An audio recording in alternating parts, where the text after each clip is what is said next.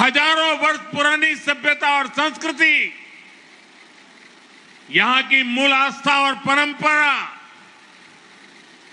तब अनेक संघर्षों के बाद बच गए थे। और आज भी वो मूल्य, इस धरती के संस्कार आज पश्चिम बंगाल के रूप में न केवल सुरक्षित है बल्कि जीवंत भी है। इसलिए पश्चिम बंग दिवस के रूप में हम केवल एक तारीख को याद नहीं कर रहे हैं, हम पूरे इतिहास को याद कर रहे हैं। हम हजारों साल पुरानी बंगाल की विरासत को नमन कर रहे हैं। साथियों, आज की पीढ़ी को हमें बार बार पश्चिम बंग दिवस की अहमियत बताने की जरूरत है। उस दौरान क्या हो रहा था, ये युवा पीढ़ी को जानना जरूरी है।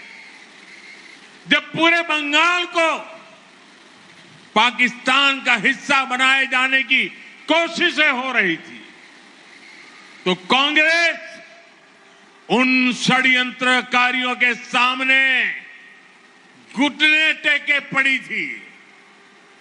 और यही वो समय था जब डॉक्टर श्यामा प्रसाद मुखर्जी ने उसके खिलाफ आवाज उठाई। अप्रैल 1947 में उन्होंने ऐतिहासिक रिजोल्यूशन पास कराया। उन्होंने घोषणा की, पूरा बंगाल पाकिस्तान का हिस्सा नहीं बनेगा।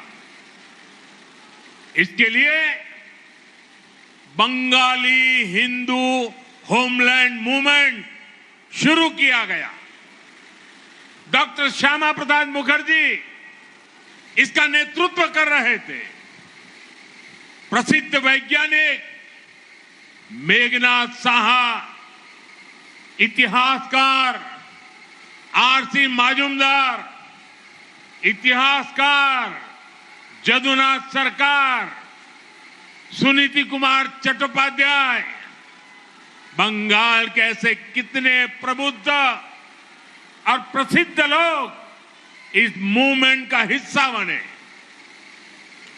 जीडी बिरला जैसे उद्यमियों ने इसे आगे बढ़ाया।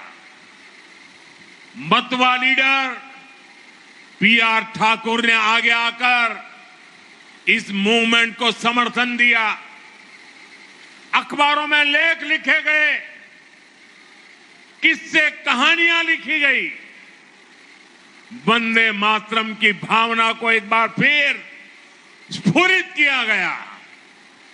बंगाल की जिस आवाज को मजहबी एजेंडों से दबाया जा रहा था, इस जन आंदोलन से वो स्वर फिर से मुखर हो उठे।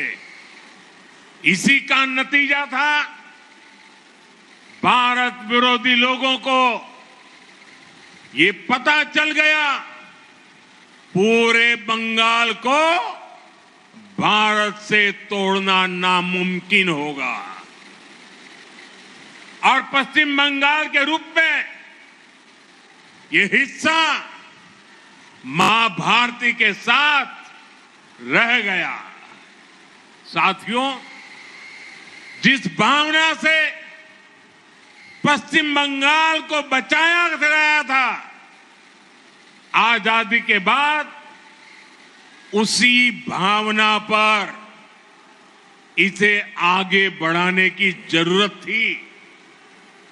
लेकिन दुर्भाग्य से ठीक इससे उलट काम हुआ। पश्चिम बंग दिवस और इसकी भावना को भुलाने की कोशिश हुई। सियासी एजेंडों के कारण इतिहास का व्हाइट वॉश किया गया। भाइयों बहनों, विभाजन के समय जो कांग्रेस बंगाल को लावारिस छोड़ना चाहती थी। विभाजन के बाद उसने बचे हुए पश्चिम बंगाल में भी तुष्टीकरण के खेल खेलने शुरू कर दिए।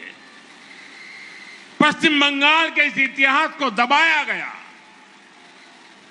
श्यामा प्रसाद मुखर्जी जनसंघ के संस्थापक बने, इसलिए उनके योगदान को नकारा गया।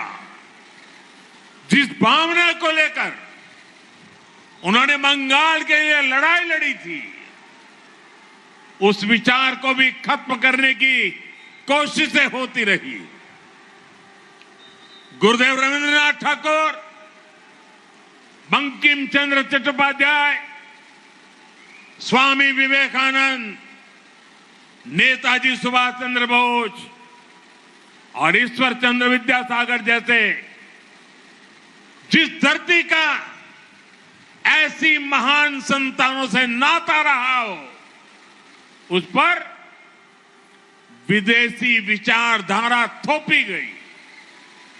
पहले कांग्रेस, फिर लेफ्ट, फिर टीएमसी, दशकों तक पश्चिम बंगाल को सहेजने और संवारने की जगह इसे अवैध घुसपैठियों का अड्डा बनने दिया गया।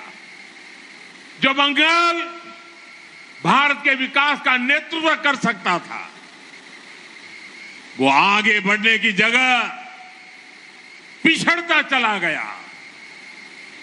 साथियों, आज पश्चिम बंग दिवस पर हमारा कर्तव्य है, हम संकल्प लें, अब इतिहास की वो गलतियां दोहराई नहीं जाएगी। अब पश्चिम बंग दिवस से प्रेरणा लेकर नया इतिहास रचा जाएगा। साथियों, दशकों के कुशासन ने पश्चिम बंगाल को मीलों पीछे पहुंचा दिया है। आप सबने देखा है, पुरानी सरकारों के समय में कैसे हालात हो गए थे। यहां से बड़े उद्योगों का पलायन हुआ, छोटे उद्योग धंधे ठप पड़ते चले गए, युवाओं का रोजगार छीनता गया, संसाधनों पर घुसपैठियों का कब्जा होता चला गया। जो पश्चिम बंगाल कभी अवसरों की भूमि होती थी, वो पलायन का केंद्र बनती चली गई।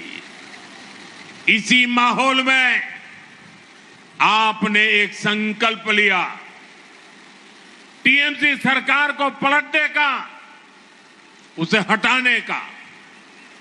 आपने बीजेपी को आशीर्वाद दिया, रिकॉर्ड सीटों के साथ हमें विजयी बनाया, और आज पूरा देश देख रहा है कैसे तुरंत ही इसका नतीजा भी बंगाल को मिलने लगा है।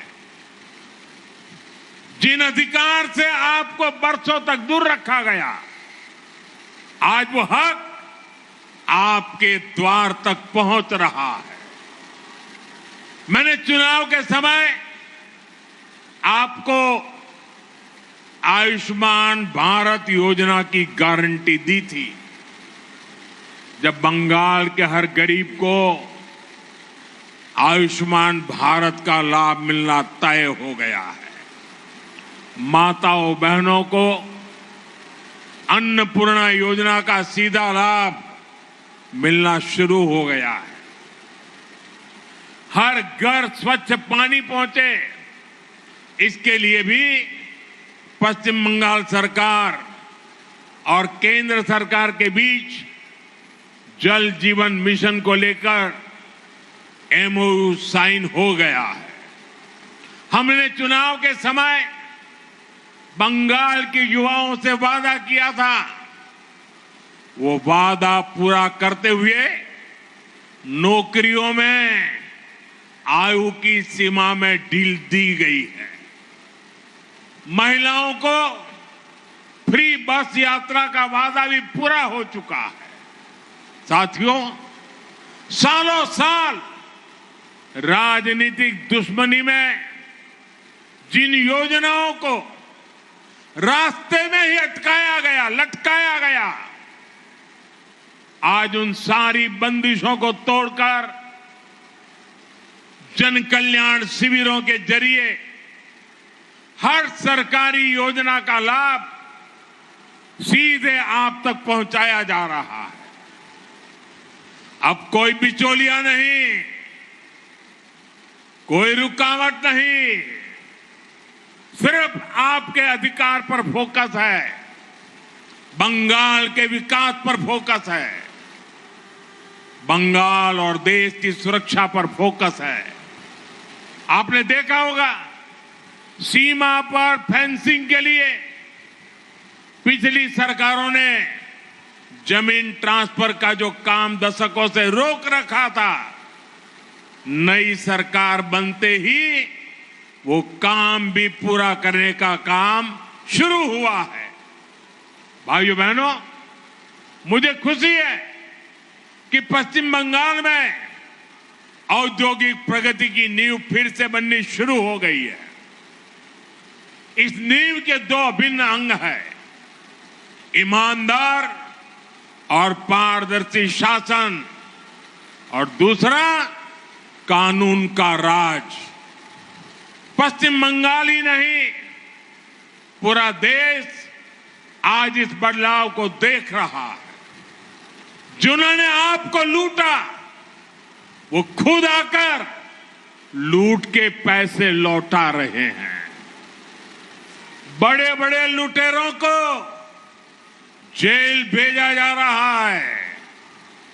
सिंडिकेट वाले जनता से माफी मांग रहे हैं। टोल नाकों पर अवैध वसूली करने वाले गुंडे नाके छोड़कर भाग गए हैं। बंगाल के लोग बिना रोक टोक के आ जा रहे हैं। এখন কাটমানি শেষ, কাজ शुरू होए गेছে। साथियों, जो बंगाल अभी तक खराब सड़कों और खस्ताहाल इंफ्रास्ट्रक्चर से जूझ रहा था, वहां अब वर्षों से लटके अटके प्रोजेक्ट्स तेजी से आगे बढ़ने लगे। आप देखिए, चिंगरी घाटा क्रॉसिंग पर कोलकाता मेट्रो की ऑरेंज लाइन का रुका हुआ काम पूरा भी हो गया है। हावड़ा में लगभग 100 करोड़ रुपए की लागत से नए डिविजनल रेलवे अस्पताल की नींव भी रखी गई है।